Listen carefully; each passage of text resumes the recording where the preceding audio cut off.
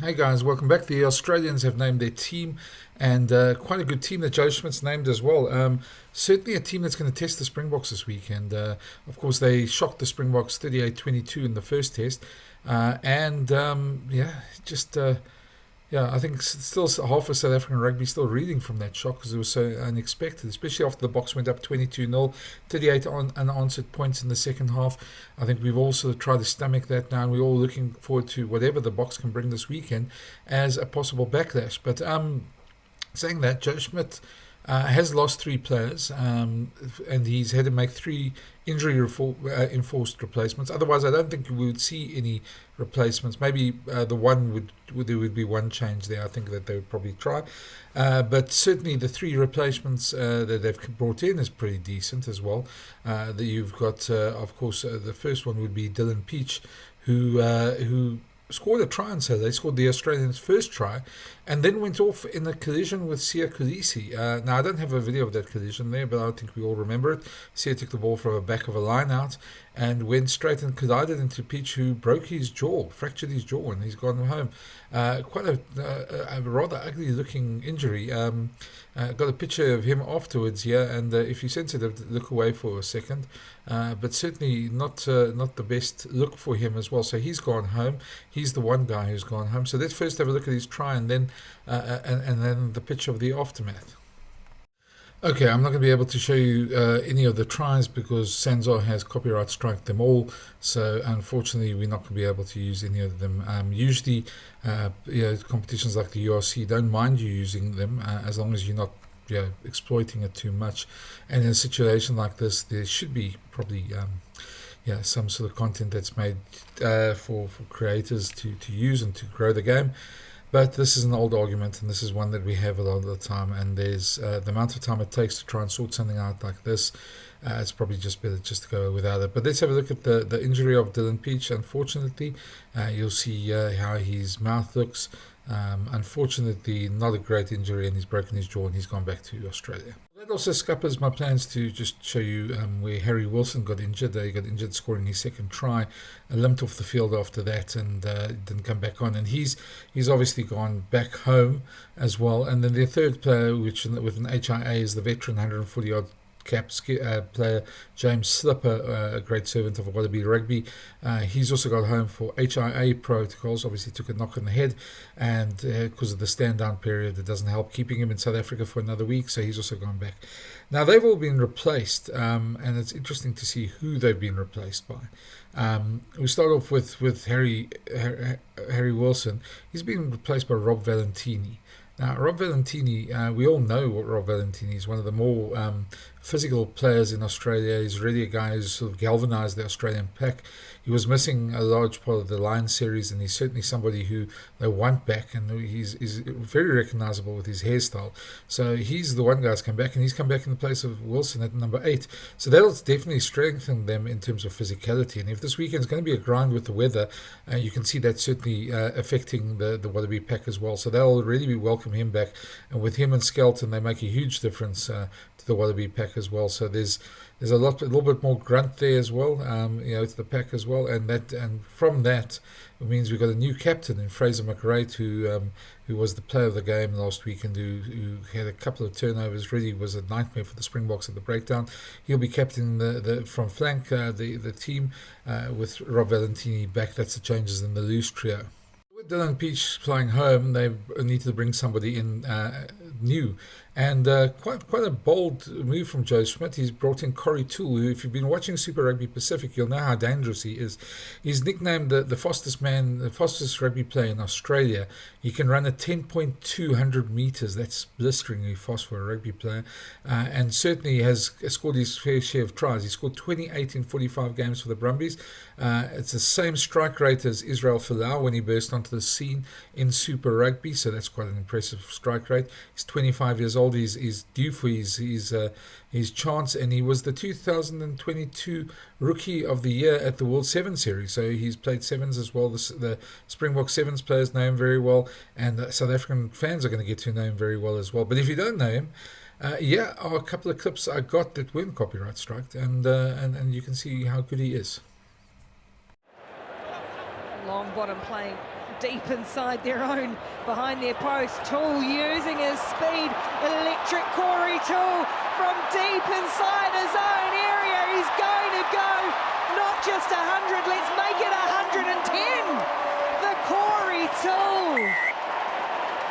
Oh, minutes management. The lads on the sideline are having a bit of a laugh because the old technique went out the door about halfway. He was lit on a 45-degree angle. Oh, Corey Toole, but watch him here. A metre away from his try line. This is why the coaches put him in.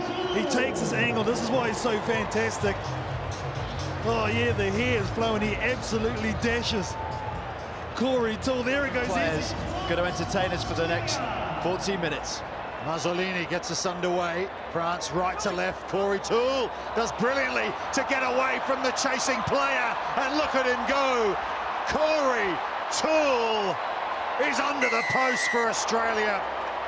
Inside 15 seconds. What a start. This guy. But it has been all green and all gold between these two. Dietrich Roach, who was excellent in Dubai, gives it off to Corey Toole, who scored in that cup final, which they very nearly won against South Africa. And look at him go. Corey Toole, out of the Brumbies Academy, has scored an absolute scorcher off this kickoff.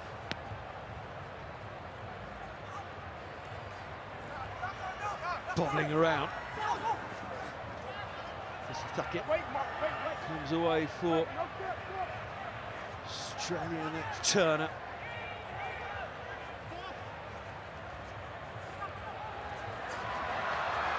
Oh, it's just too easy in the end. Breaking tackles. Just can't afford to miss your first up tackles. Corey Toole needs no second invitation. And as soon as USA score, Australia reply.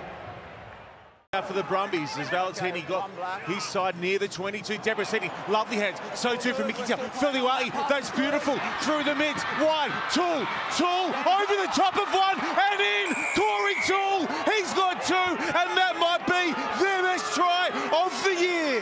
Cross defensively. What about the hands here from four Brumbies players? Short ball again. Filiwai. Corey Toole was going to come off his left foot and come in and just ran straight for Damien McKenzie. That's special from Toole. Special, all right, knows every inch of this field. Gasses George Dyer on the outside and then puts on 12 kilos and bumps off McKenzie. Had an excellent first half and scrum half, and now it's gone out to Corey Toole, and he scores these for fun.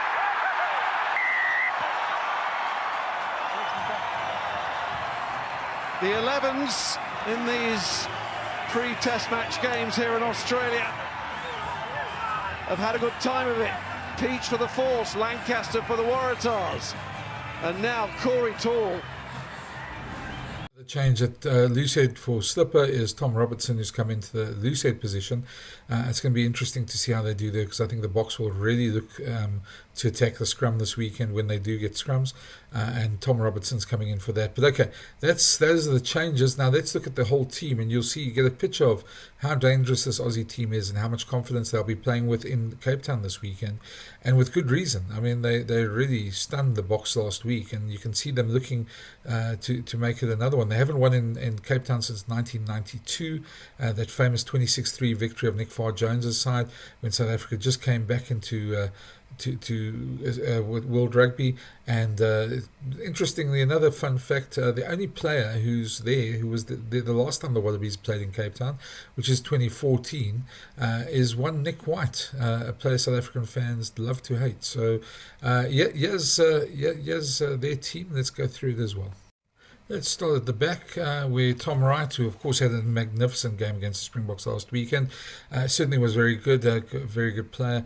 Then the other danger, Max Jorgensen, who scored a superb try last weekend with that floating ball over the top, and then he skinned Mani Lebok so easily.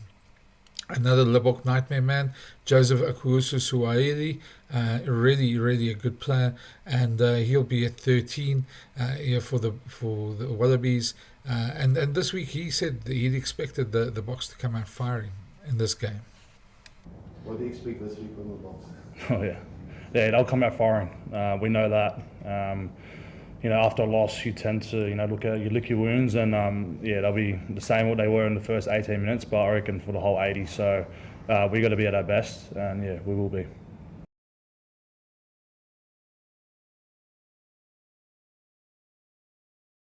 Back to the team, I think we all know Sueli. His intercept try against was another of Marnie's nightmares. Then Ikitau, great midfield partner. They're really developing in a great combination. Then Corey Toole, as we saw now, very very exciting youngster.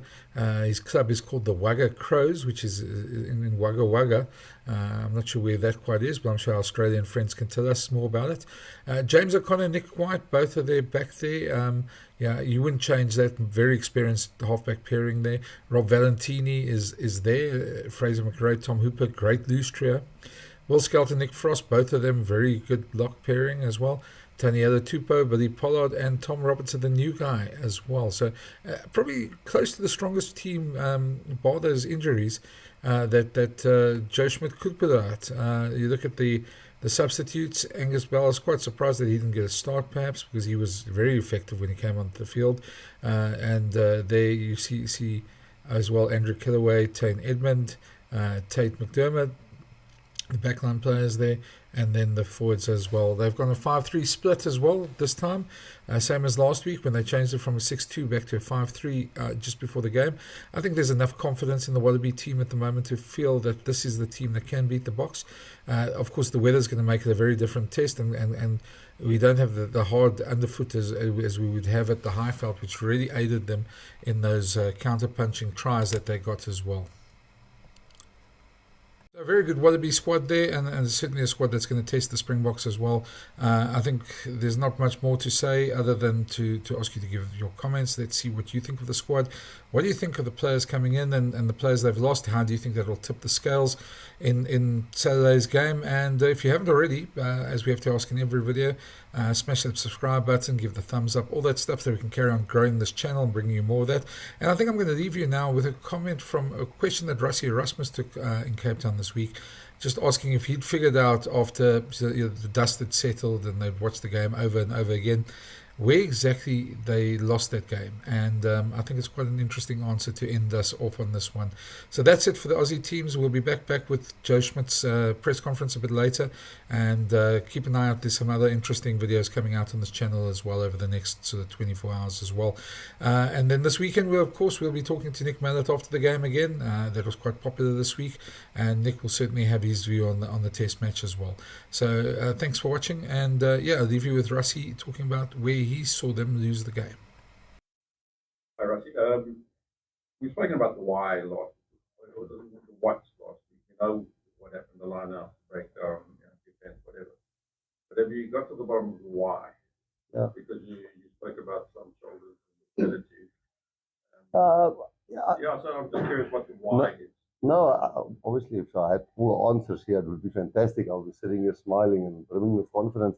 It's been a while since we've lost, and it's been a while since the game just ran away from us in 7 minutes. So it's been really a while, and it's not a lack of feeling when that happens. But then when you go through the first session on Monday, the answer starts coming, and then we did attack today, the answer starts coming. And so why we did it, we 22 points up, and we think this is easy. And then you get a shock and you get 2-3 concussions. Not as an excuse, it's totally on us. But we did lose Sia, we did lose Marku, we did lose Kirtley, we did lose Edwell on the other side. So everything almost got compounded in, and then all of a sudden we were 14 points down, and they were just putting down the hammer. So I think as we're going through the training sessions, we were finding the solutions. And one thing was, it maybe came too easy in the beginning, and then when it got bad, we couldn't handle it.